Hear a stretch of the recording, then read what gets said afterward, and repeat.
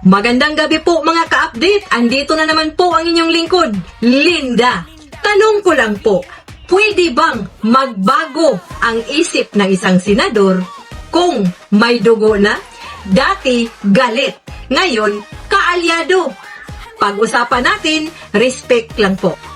Noon, galit na galit po si Senator Erwin Tulfo kay Senator Kiko Pangilinan dahil sa Juvenile Act. Ang sabi niya noon na hindi dapat makalaya ang mga batang kriminal.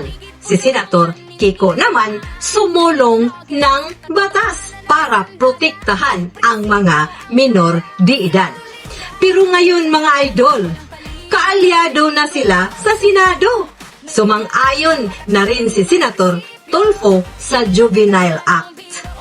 Tanong ko sa inyo, pagbabago ba ito ng paninindigan o politika lang?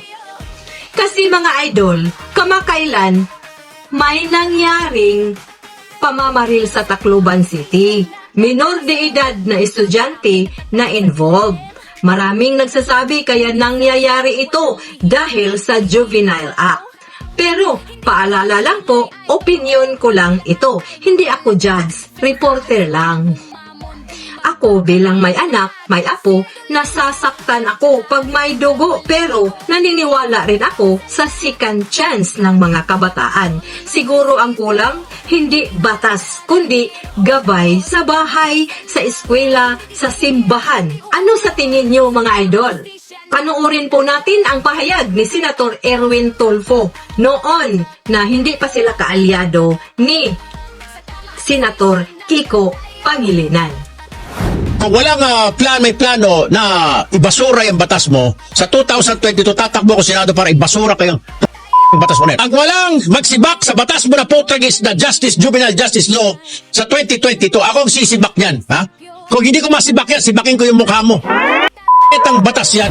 Nais ko lamang pong sabihin na tama naman po ang paggawa ng batas, itong Juvenile Justice Welfare Act, dahil ito po ay alinsunod doon po sa pinirmahan natin sa United Nations Convention on the Rights of the Child na sinasabing hindi dapat babaan ang edad ng criminal responsibility bilang miyembro po ng United Nations. Anong silbi ng batas na yan? Paano ngayon hahabulin ng Estado ang mga minor de edad na 15 anyos ka, di ba? Marami ka nang alam. Third year high school na ang 15. Marami ng kalokohan ang 15 years old senador. Ewan ko ba? Pinagkakataka ko rin kasi. Bakit naman inaprubahan ng mga kasamahan ni Kiko Pangilinan? Mga sagdamukal doon ng mga pulpul ng mga senador. Isang ayon po ako, Tatay Diggs, na si Kiko Pangilinan na yata ang abogado sa balat ng lupa. Itong batas na ito, walang silbi. Hindi yung nakakatulong. Nakakatulong ito sa mga sindikato dahil nagagamit ng mga sindikato ang mga bata. Comment nyo po. Galit ka pa ba o naka-move on na? I-like, share, and subscribe para sa totoo at mahinahong usapan.